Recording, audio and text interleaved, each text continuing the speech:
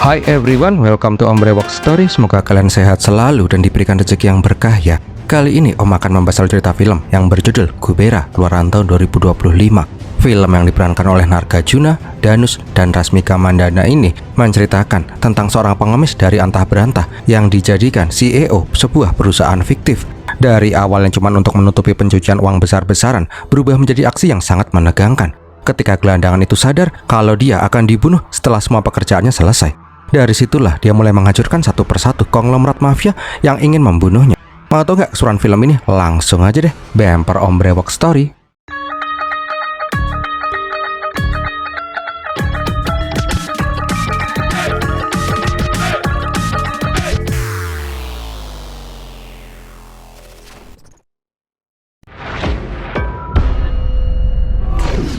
Awal kisah kita diperlihatkan trik minyak lepas pantai di Teluk Bengali. Saat itu mereka berhasil menemukan sumber minyak baru. Bahkan pas dites, minyak tersebut memiliki kualitas paling bagus. Diperkirakan sumber minyak itu mengandung cadangan minyak sebanyak 15 miliar barel. Tak pelak, penemuan itu pun langsung disampaikan ke bos mereka, pengusaha sukses dan orang paling kaya di India yang bernama Neeraj Mitra. Seketika Neeraj itu langsung lemes dengkulnya pas tahu kalau cadangan minyak yang mereka temukan bernilai sangat fantastis. Bahkan bisa menyediakan konsumsi minyak India selama lebih dari 40 tahun. Anehnya, Neeraj itu menyuruh si Kumar untuk merahasiakan penemuan ini. Jangan sampai berita penemuan sumber minyak baru itu bocor keluar. Di malam itu juga, Neeraj langsung mendatangi Sidapa, Menteri Sumber Daya Alam India. Neeraj ingin membuat kesepakatan dengan Sidapa. Neeraj menjelaskan kalau timnya berhasil menemukan sumber minyak baru. Neeraj ingin sumber minyak itu ditambang secara sembunyi-sembunyi untuk menghindari pajak. Tentu saja, Sidapa juga akan mendapat bagian. Karena keserakahan, Sidapa pun akhirnya setuju. Dengan syarat, Neeraj mensponsorinya untuk mendapatkan posisi Perdana Menteri di pemilu besok. Nah, untuk menutupi penemuan kilang minyak itu, Neeraj dan Sidapa pun mengirim pasukan khusus untuk membunuh semua orang di kilang minyak dan membuatnya seolah-olah terjadi ledakan di sana. Sebelum lanjut, Om mau terima kasih dulu nih untuk kakak-kakak yang udah traktir Om pakai super thanks.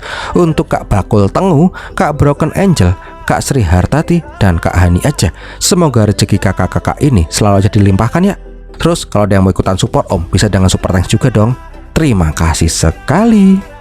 Keesokan paginya, bapaknya si Neeraj, Dalip Mitra, bingung kenapa kilang minyak milik mereka meledak secara misterius. Neeraj pun menjelaskan kalau itu semua udah masuk dalam rencananya. Walaupun sangat beresiko, tapi Neeraj itu harus melakukan ini semua untuk tetap menjadi orang terkaya di India, bahkan di Asia. Awalnya sih Dalip itu nggak setuju, tapi pas bertemu dengan Menteri Sidapa, Dalip pun langsung kelepek-kelepek karena Neeraj dan Sidapa sudah menyeting sedemikian rupa, sehingga mereka akan mengeruk kekayaan alam India dengan bebas tanpa pajak. Intinya sih Neeraj harus membagi semua uang ke berbagai macam anak perusahaan fiktif agar pemerintah tidak menyadarinya. Nah, di pesawat, Dalip pun mewanti-wanti agar si Neeraj tidak gegabah. Membuat perusahaan fiktif itu tidak semudah ngupil pakai jempol kaki. Bila ada kebocoran informasi sedikit saja, mereka semua akan tamat. Mereka itu butuh orang yang sangat ahli untuk memimpin operasi mereka. Orang yang paham benar tentang pencucian uang, birokrasi politik, dan korupsi terselubung. Dan yang paling penting, orang itu harus royal terhadap mereka. Dalip mereferensikan nama Deepak Tej, mantan anggota CBI yang sekarang mendekam di penjara.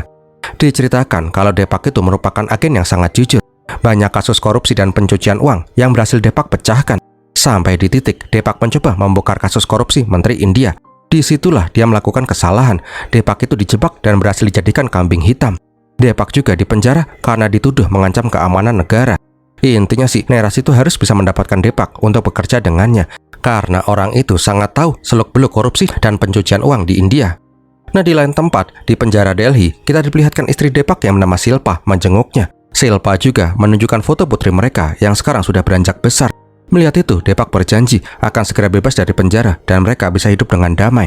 Deepak akan mengajukan peninjauan kembali kasusnya. Kalau berhasil, namanya akan dipulihkan. Beberapa hari kemudian, Deepak ditemui sama si Neeraj.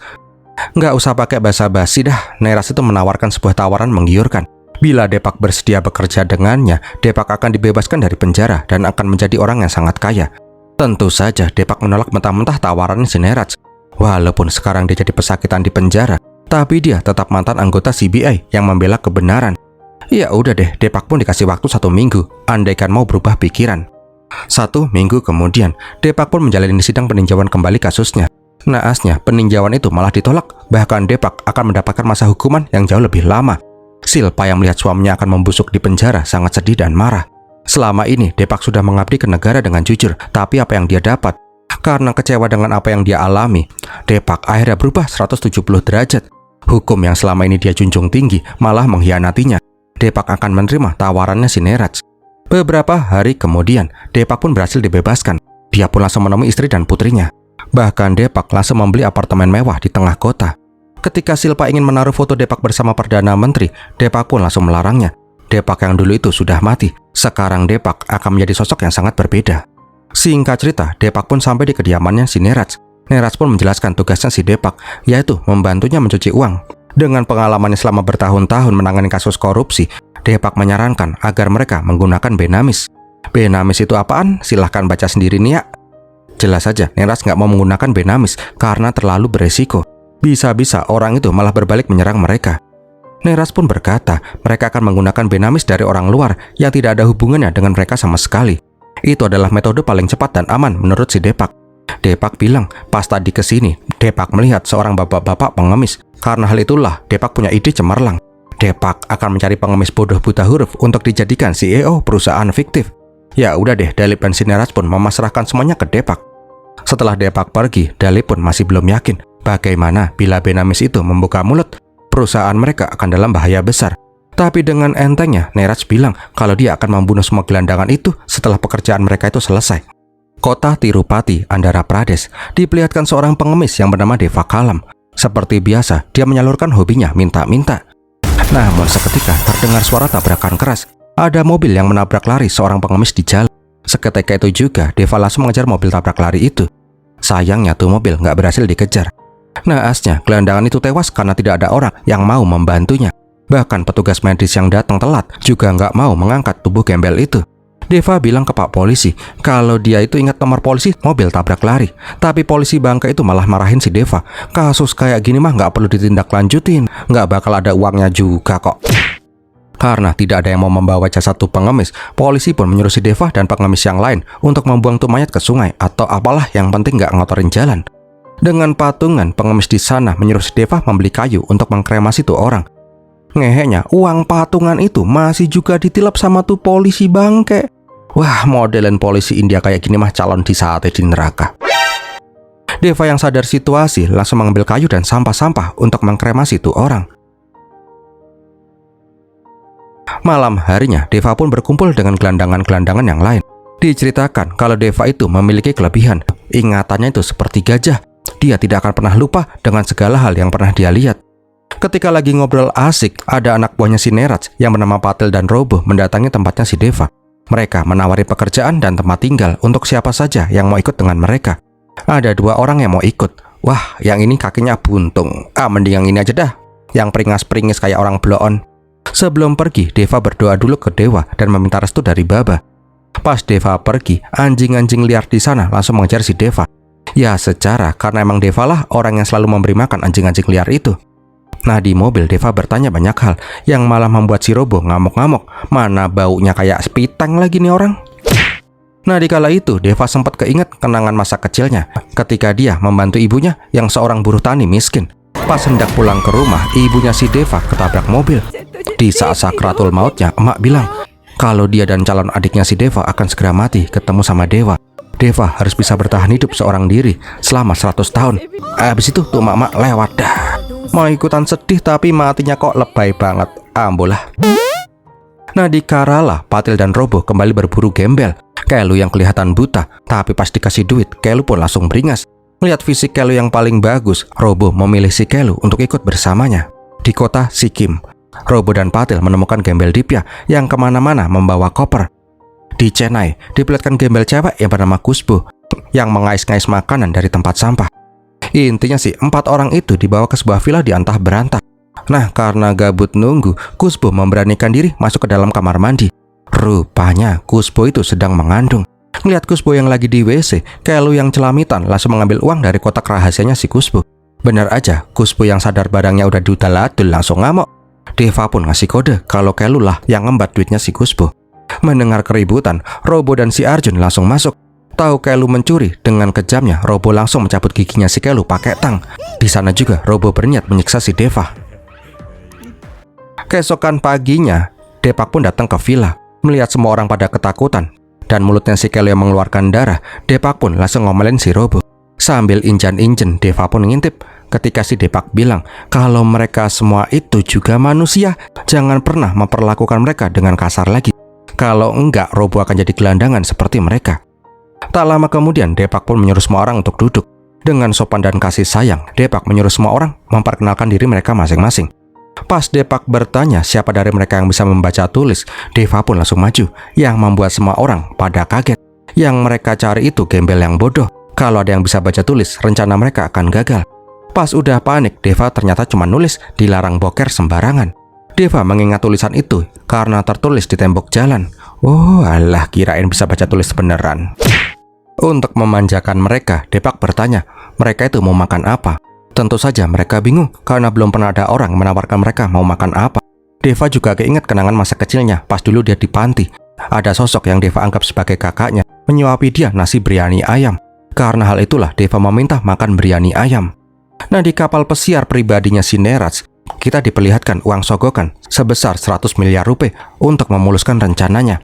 Uang-uang itulah yang akan dimasukkan ke perusahaan fiktif. Nerats bilang agar mereka membagi uang itu. Pertama, mereka mengalokasikan separuh uang itu untuk biaya kampanye politikus yang mendukung mereka. Setengahnya akan Depak masukkan ke 4 perusahaan fiktif yang akan dipimpin oleh 4 gelandangan. Uang itu akan Depak masukkan ke 4 bank besar di seluruh dunia. Setelahnya, mereka akan mengirim kembali ke India agar menjadi uang yang bersih. Nah, di mobil, Depak meminta waktu tambahan karena Kusbo itu ternyata sedang mengandung. Depak akan mengembalikan si Kusbo dan mencari gelandangan yang lain. Tapi Neras itu nggak setuju. Sangat beresiko bila Kusbo dikembalikan karena Kusbo itu sudah pernah melihat si Depak. Ya udah deh, mau nggak mau Depak harus menjalankan rencana awal. Singkat cerita, gembel-gembel ini pun dipermak habis-habisan agar mereka bisa terlihat seperti orang kaya. Hasilnya, mereka seperti orang lain ketika dipermak. Diperlihatkan juga, walaupun sudah dipersiapkan menjadi sosok orang kaya, Deva itu masih sering ngasih makan anjing liar di luar villa. Walaupun dilarang sama si Robo, Deva terus-terusan aja ngasih makan secara sembunyi-sembunyi. Adalah intinya, selama beberapa bulan, Deva dan yang lain pun diajarin cara untuk bertingkah seperti orang kaya. Tak terasa, beberapa bulan pun berlalu. Sampai suatu malam, Deva berbicara dengan Kusbo. Melihat Kusbo yang bunting mengingatkan Deva dengan ibunya yang telah meninggal. Karena hal itulah, mereka berempat pun sepakat kalau mereka akan terus menjadi saudara.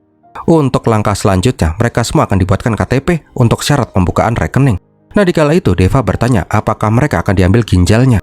Dengan lembut, Depak pun bilang kalau semua orang di sini akan baik-baik saja. Mereka tidak akan disakiti sama sekali. Tapi pas mau di-scan sidik jarinya, Deva berteriak keras. Rupanya tangan kanan Deva itu cacat dari kecil. Jari tangannya remuk karena disiksa pas masih kecil. Ketika melihat kebaikannya si Depak, Deva pun sangat tersentuh. Tidak ada orang yang pernah bertanya dia itu mau makan apa. Bahkan tidak ada orang yang sudi menyentuh dirinya. Tapi Depak berbeda. Depak itu sangat baik seperti dewa. Beberapa hari kemudian, 4 gembel pun dibawa ke bandara untuk bertemu dengan si Nerats.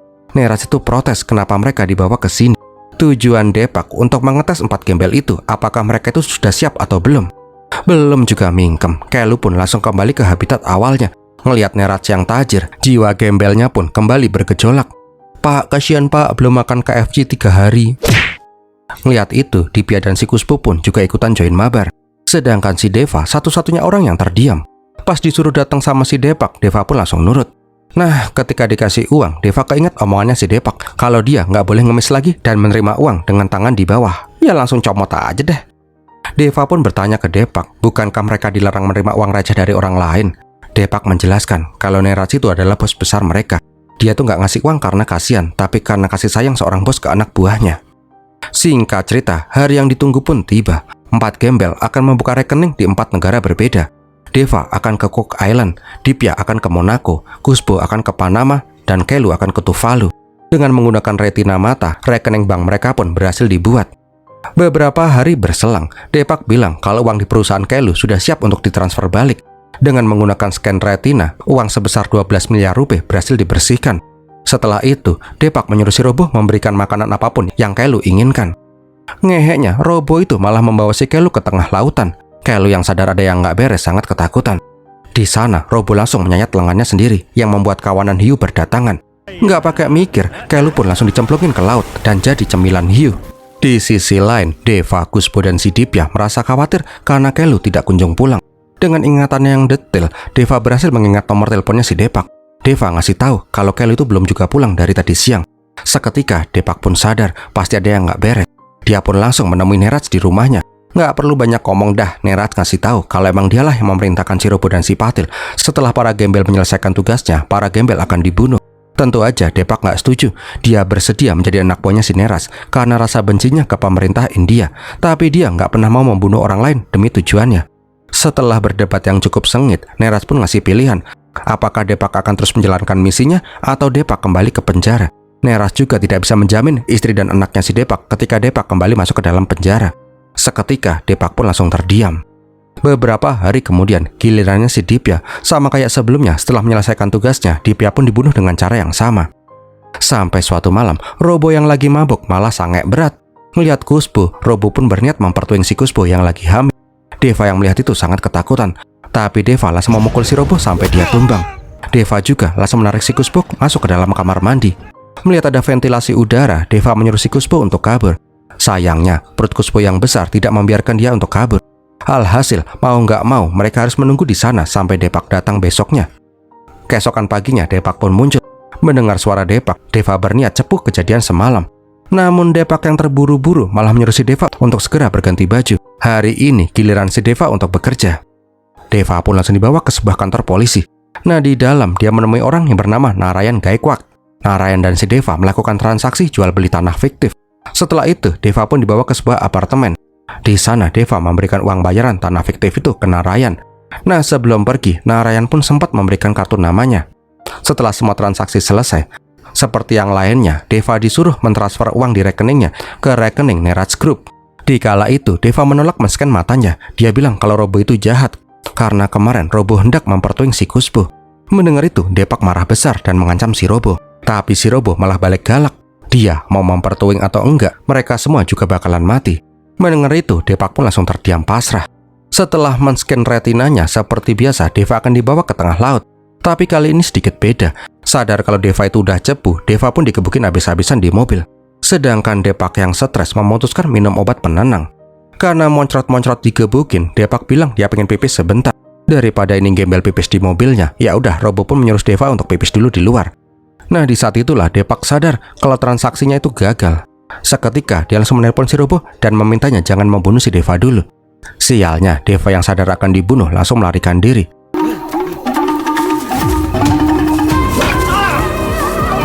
What?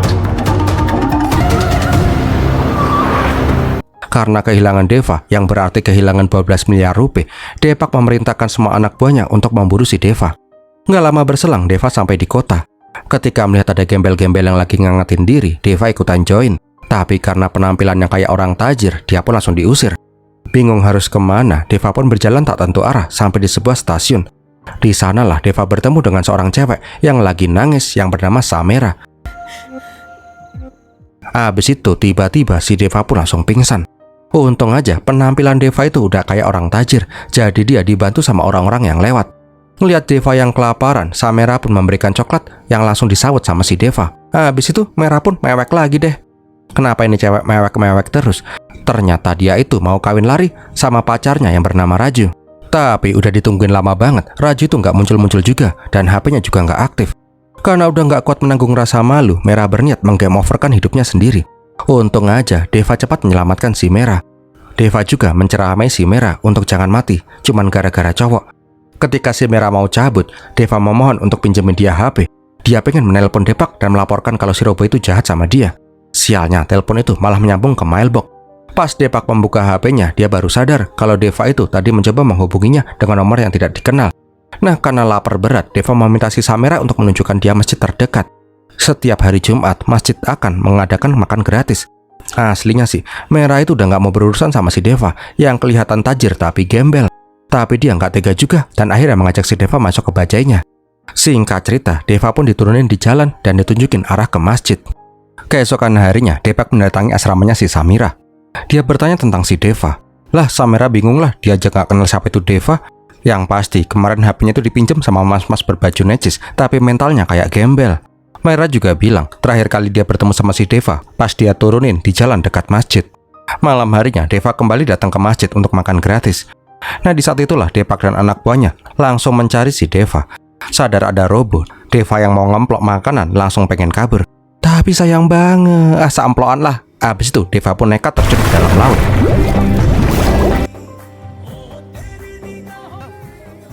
Pagi harinya Deva terdampar di pantai. Di pingsannya itu, Deva kembali flashback ke kenangannya pas masih kecil. Setelah jadi yatim piatu, dia ditampung oleh dinas sosial. Tapi ada orang bangke yang membeli si Deva untuk dijadikan anak pengemis. Siang harinya, seakan belum kapok, Samera berniat kembali datang ke stasiun. Siapa tahu kali ini Raju akan muncul. Yang muncul malah si kurap Deva. Jelas saja Samera itu udah gak mau berurusan lagi sama ini bangke.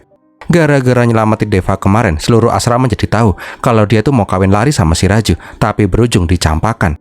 Ngeheknya, Deva yang gak kenal siapapun di Mumbai terus-terusan aja ngintilin si Merah sampai pulang ke asramanya. Nah di lain sisi, Neras itu gak mau tahu Deva harus segera ditangkap secepatnya. Nah untuk saat ini, Depak disuruh mentransfer uang dari rekeningnya si Kuspo. Jangan sampai Kuspo kabur juga kayak si Deva. Singkat cerita, setelah Kuspo di-scan matanya, dia terlihat kesakitan di perutnya. Sadar teman-temannya hilang, Kuspo pun memohon agar dia bisa diizinkan untuk hidup. Seenggaknya selamatkan nyawa anaknya. Mendengar itu, Depak pun merasa amat bersalah.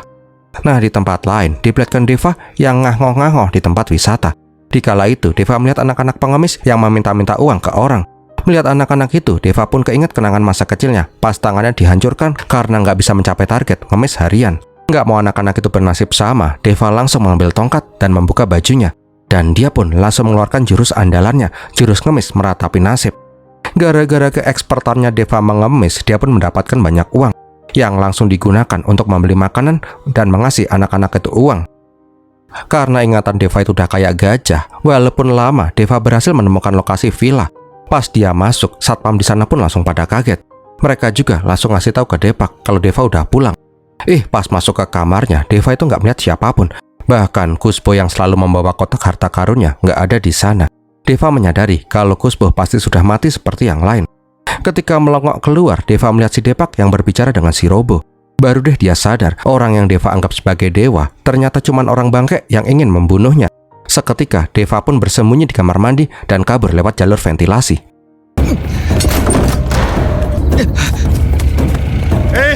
Singkat cerita, Deva pun berhasil melarikan diri dari villa.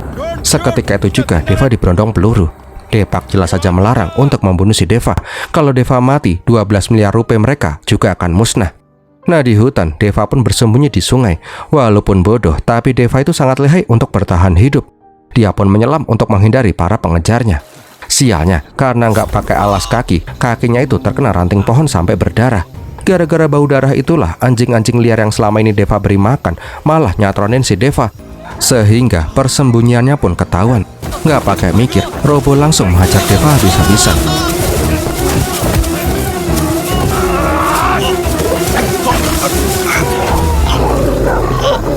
Melihat tuannya yang digebukin, anjing-anjing liar di sana pun nggak terima. Tanpa aba-aba, mereka langsung menyerang si Robo membabi buta. Maksud om, asu buta. Nah di saat itulah Deva pun langsung melepaskan ikatan di lehernya dan ikut menyerang si Robo.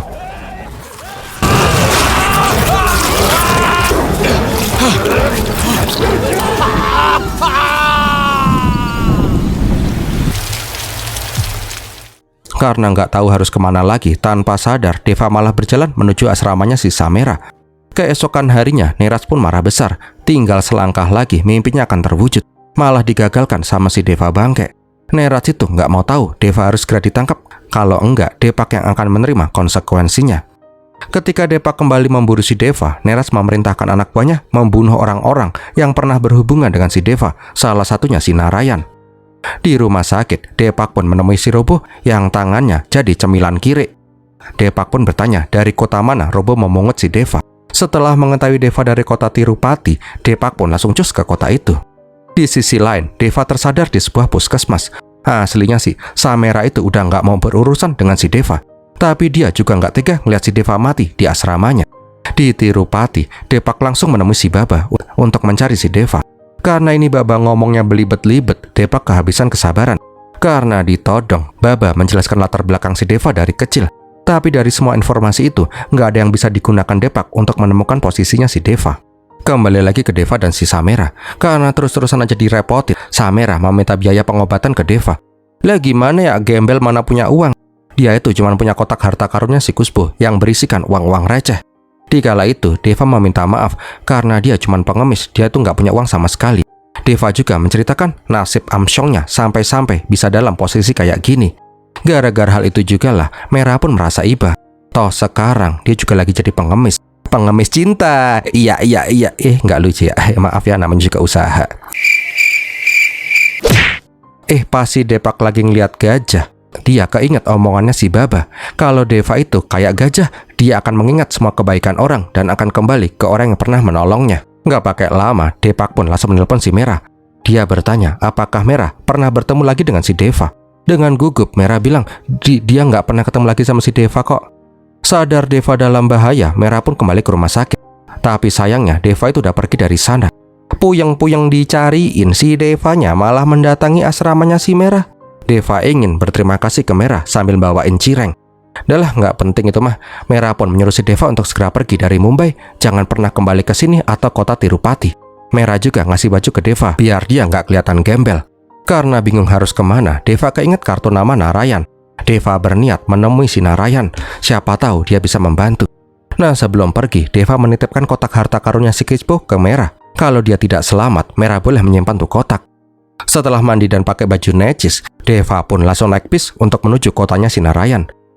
Di kota itu, Deva langsung mendatangi kantor polisi, tempat kemarin dia bertemu dengan si Narayan. Ngeheknya, karena ini orang ngomongnya plegak-plegu, dia malah dicurigai. Pas Pak Inspektur Asok datang, Deva itu langsung diinterogasi. Jengkel dengan omongan Deva yang muter-muter, Asok pun emosi dan mukulin si Deva. Asok juga menuduh si Deva sebagai pencuri. Malam harinya, Neeraj bertemu dengan orang-orang penting yang akan mengelola tambang minyak ilegal. Neeraj juga berjanji uang 100 miliar rupiah yang dijanjikan akan segera siap dalam waktu dekat. Pagi harinya, Samera pun kaget parah karena asramanya diserbu sama si Deepak. Deepak yang sadar Merah menyembunyikan sesuatu bertanya sekali lagi apakah dia pernah bertemu dengan si Deva. Ngeheknya, pas Samera ngibul, Deepak melihat kotak hartanya si Kuspo. Alhasil, Merah pun langsung ditodong. Mau nggak mau, Merah pun bilang kalau Deva itu sedang mencari si Narayan. Kembali lagi ke Deva. Saat itu, Deva nggak sengaja melihat koran yang menampilkan foto si Neeraj. Deva bilang kalau orang di koran itu adalah bos besarnya. Merasa ada yang janggal, Asok bertanya tentang hubungan Narayan dan si Neeraj. Singkat cerita, Asok diantar Deva ke apartemen dulu dia transaksi dengan si Narayan. Karena nggak mau ditangkap polisi, tuh Satpam Pom bilang, sebelum Narayan mati, dia pernah bilang, kasih kunci apartemennya ke cewek yang menyebut kata sandi petapa tua. Tak lama kemudian, Deepak dan anak buahnya pun sampai di kantor polisi. Sayangnya, dia tidak bisa menemukan si Deva karena si Deva lagi digondol sama Inspektur Asok. Di dalam apartemen, Deva menunjukkan dinding rahasia yang ternyata isinya uang berkoper-koper dan emas batangan. Baru deh Asok percaya dengan semua omongannya si Deva. Nggak mau membuang waktu, Asok mendatangi lokasi tanah dari hasil jual beli itu. Di sana, Asok bertanya ke ibu-ibu tukang cuci piring apakah dia mengenal Narayan, pemilik bangunan ini.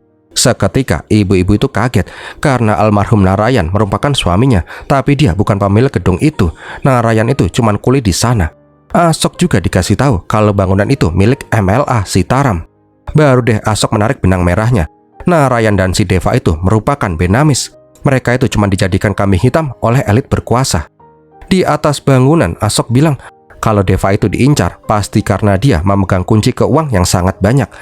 Karena Lugutur goblok, Deva bilang dia nggak mau uang-uang itu. Silahkan Asok ataupun Deepak mengambil tuh uang asalkan dia nggak diburu lagi. Asok pun menceritakan kalau uang sebanyak itu bahkan bisa membuat pengemis di seluruh India mendapatkan pelayanan medis, makan gratis, dan rumah yang layak. Pas lagi asik-asik yang ngobrol, Deepak sampai di sana. Menyadari ada Deepak, Deva yang ketakutan langsung memanjat ke loteng. Dia mengancam akan menjungkil matanya sendiri kalau Deepak berani maju. Baru deh Asok sadar kalau orang yang memburu Deva selama ini adalah si Deepak itu. Sialnya, Asok itu harus tewas ditembak oleh si Deepak tepat di jantungnya. Sadar nggak akan selamat, Deva pun nekat menculat dari lantai atas. Mati nggak om? Tentu aja enggak lah, film India mana yang peran utamanya mati. Kerennya, Deva itu gelantungan pakai pohon kelapa dan jatuh tepat di atas besi panjang. Tapi Devanya berhasil selamat tanpa luka sedikit pun, penonton. Wah. Setelah kejadian itu, Neeraj pun dikabarin kalau Deepak telah membunuh Inspektur Asok. Neeraj juga dikasih tahu kalau keterlibatan MLA Sitaram sudah terkuak. Siang harinya, pas Depak mau ngeteh, dia melihat berita kalau MLA Sitara meninggal secara mendadak. Depak sadar kalau ini pasti ulahnya si Neraj. Malam harinya, Deva kembali mendatangi asramanya si Merah. Di saat itu, satpam asrama malah menghubungi si Patil kalau Deva muncul. Di sana juga, Deva Air menjelaskan kalau dia itu baru tahu kalau selama ini dia itu dikejar karena bos besar menaruh uang yang amat banyak ke rekeningnya. Mendengar itu, Merah udah nggak mau berurusan lagi sama si Deva. Tadi aja dia hampir didor sama si Depak. Pas Deva diusir, Deva malah kembali. Deva menyadari orang-orang yang berhubungan dengannya mati. Deva nggak mau membiarkan Merah ikutan mati juga. Makanya Deva meminta si Merah untuk kabur bersama dia. Karena nggak punya pilihan lain, akhirnya Merah pun ikut terjebak dalam masalah serumit ini. Mereka pun berlari ke sana ke sini demi menyelamatkan diri.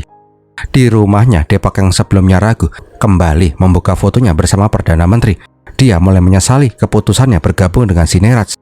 Akhirnya, Depak pun mengambil keputusan. Dia menyuruh istri dan anaknya untuk pergi ke Dubai malam ini juga. Si Pla pun disuruh bersembunyi di sana. 1 minggu lagi setelah urusannya selesai, Depak akan menyusul. Depak juga langsung ke villa untuk mengumpulkan semua bukti-bukti keterlibatan Neraj di kasus pencucian uang dengan perusahaan fiktifnya. Setelahnya, Depak mendatangi tempat penitipan barang di kota. Nah, di lain tempat, Merah dan Deva yang melarikan diri dari kejaran bersembunyi di truk sampah yang membuat mereka kecebur di lautan sampah. Merah pun sangat marah gara-gara si Deva hidupnya jadi ambyar. Nggak mau menyusahkan orang lain, Deva pun mengambil HP-nya si Merah dan menelpon si Depak. Mengetahui itu, Merah jelas saja tambah marah karena Depak itu bisa saja melacak mereka. Nah, pas mau kabur lagi, Deva melihat ada jasad gelandangan yang mau dimasukin mobil anjing. Deva memohon agar orang itu diperlakukan selayaknya manusia. Deva bilang dia akan ngasih uang untuk kremasian tuh orang, beri dia waktu 1 jam. Setelahnya, Deva pun mengajak Merah ke apartemen Narayan. Deva menyuruh si Merah ke Pak Satpam tua dan bilang betapa tua pasti Merah akan dikasih kunci. Awalnya sih Merah ragu, tapi setelah menyebutkan kode betapa tua, Satpam pun langsung ngasih kunci kamar itu. Di sana Deva pun langsung mengeluarkan semua uang. Baru deh Merah percaya dengan semua omongannya si Deva. Deva juga bilang kalau semua uang ini boleh dimiliki sama si Merah. Tapi sebelum itu, dia ingin memberi uang untuk kremasian gembel tadi. Singkat cerita, Deva ngasih uang itu ke petugas medis. Dia meminta kremasian yang paling layak untuk pengemis itu. Lah, dikasih uang berkepok-kepok, bukan cuman kremasian yang layak, pesta rakyat jadinya. Di hari itu, Deva menjadi orang yang paling bahagia. Karena dengan uangnya, semua pengemis bisa mendapatkan perlakuan selayaknya manusia normal.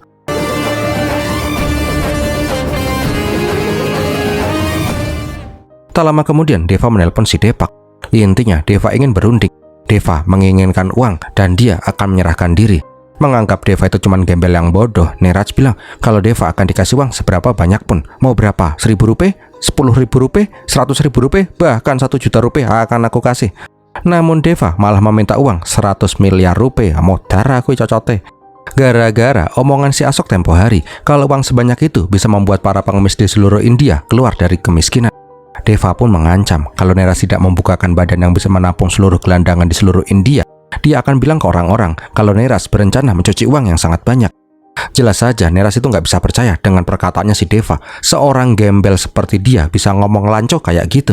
Habis kesabarannya si Neraj, dia meminta anak buahnya untuk membunuh si Deva, walaupun Neraj harus kehilangan uangnya. Pas kembali ke apartemen, Deva menyuruh si Samera pergi dengan membawa uang dan mas-mas di sana, cari tempat persembunyian dan hidup tenang. Sedangkan Deva akan memancing Depak. Awalnya sih Merah itu udah nggak mau peduli lagi sama si Deva. Tapi akhirnya Merah berniat membantu si Deva. Singkat cerita, Depak dan anak buahnya pun disuruh datang ke kebun kelapa. Pas semua orang berpencar mencari si Deva, Devanya malah langsung mengendap-endap dan gaplok Depak sampai pingsan. Di apartemen, Deva bertanya kenapa Depak begitu kejam terhadap dirinya dan 3 gembel yang lain. Depak pun berkata, sejak awal dia itu tidak ingin ada korban. Semua ini perintah dari si Neraj.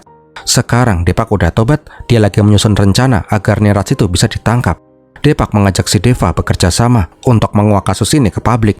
Jelas saja Deva dan Samera nggak mau percaya begitu aja. Tapi pas si Depak bilang kalau Kisbo masih hidup, Deva pun jadi goyah. Dia pun akan membantu si Depak kalau apa yang dibilang si Depak itu emang benar adanya. Singkat cerita, Depak pun dibebaskan. Dia pun langsung mengambil tas barang bukti di penitipan loker. Di saat itulah, Patil bisa mendeteksi posisi HP-nya si Depak yang baru aja dinyalakan. Setelahnya, Depak, Merah, dan Deva mendatangi sebuah panti sosial untuk wanita. Benar kata si Depak, Kusbo itu masih hidup. Depak sengaja memalsukan kematian si Kusbo dari si Neraj. Sialnya, pertemuan itu nggak berlangsung lama. Patil dan anak buahnya langsung datang dengan pasukan full tim. Alhasil mereka pun langsung mengumpet dari kejaran orang-orang bangkai itu.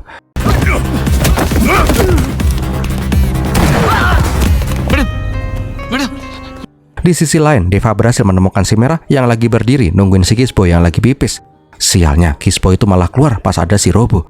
Ngeliat Kispo, Robo pun kembali nepsong. Ya udah, Merah dan Deva pun langsung menyerang. Tapi tiba-tiba lampu dipadamkan. Seketika itu juga Neras menembakin semua orang.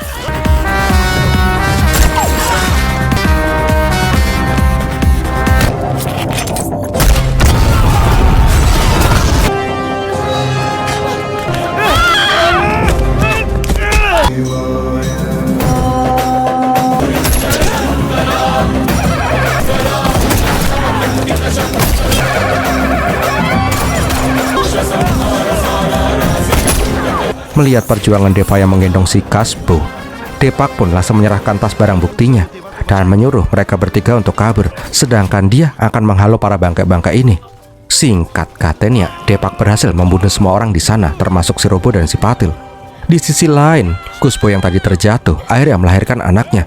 Tapi naasnya, karena melahirkan itu, Kuspo meninggal dunia. Begitu juga dengan si Depak yang tewas tertembak. Sebelum ajalnya, Depak meminta si Deva menguak semua kebusukannya si Neraj. Setelah mengkremasi Kuspo dan si Depak, Deva berniat membalas dendam. Dari barang bukti yang dikasih sama si Depak, Deva berhasil menemukan gudang uang milik si Neraj. Keesokannya, Deva menyewa truk dengan muatan penuh uang. Dia pun membuang semua uang itu di depan kediamannya si Neraj. Gara-gara hal itulah, media pun menjadi heboh. Deva juga mendapat perhatiannya si Neraj dan tidak menganggap si Deva lagi sebagai gelandangan yang bodoh. Hal itu juga membuat si Dapa menjadi emosi. Gimana bisa rencana yang sudah dibuat matang-matang bisa dibocorkan oleh seorang gelandangan? Intinya si Dapa nggak mau tahu kalau sampai bukti-bukti ini muncul ke publik, Neras dan si Dalip yang akan bertanggung jawab. Nggak lama kemudian, Neras pun dapat telepon dari HP-nya si Depak. Deva bilang kalau dia punya satu syarat lagi. Kalau nggak mau semua barang bukti itu Deva kirim ke media. Neras harus menjadi gelandangan pengemis selama 24 jam. Bila Neraj menolak, maka Neraj akan kehilangan segalanya. Karena nggak mau itu terjadi, Neraj akan mengikuti semua permintaannya si Deva. Tepat jam 12 malam, Neraj datang ke kota Tirupati. Di saat Neraj menjadi pengemis, orang-orangnya harus menangkap si Deva. Neraj sadar benar kalau Deva pasti ada di sekitar mereka. Singkat cerita, yang Om lupa keberapa, Neraj pun jadi gelandangan sepanjang malam. Tapi di pagi harinya, Neraj ditelepon sama si Deva yang meminta si Neraj mendalami perannya. Masa pengemis cuma diem-diem baik? Minta pak, minta bu, belum makan 1 bulan penuh. Gitu dong.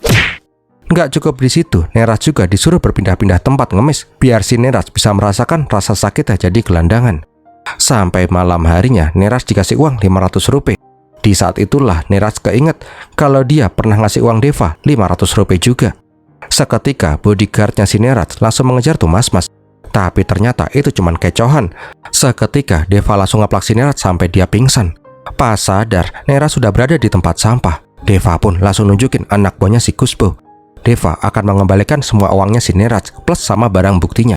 Tapi Neraj harus mengembalikan Kuspo hidup. Lah dan gimana caranya? Nah di saat Deva lengah, Neraj menyerang si Deva sampai tuh bayi mental.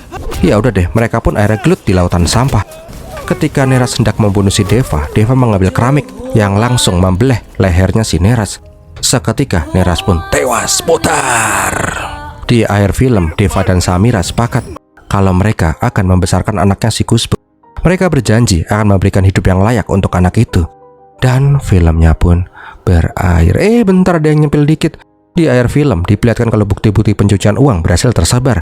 Menteri Sidapa dipaksa untuk mengundurkan diri karena ikut terlibat dalam skandal. Dia pun juga akan diadili. Nah di sisi lain, Mera dan si Deva kembali ke Tirupati menemui si Baba. Pas ditanyain siapa nama tuh anak, Deva bilang namanya Kubera. Tamat deh. Wow, panjang amat ini om cuap-cuapnya ya. Gimana film ini sob? Semoga menghibur ya. Kalau kalian suka silahkan like, komen, dan share. Jangan lupa subscribe. Kalau ada yang mau support om, bisa dengan super thanks juga ya. Om bakal terima kasih banget. Terima kasih juga udah nonton sampai di detik ini. Om Berewoks pamit dulu dan biar melatiin.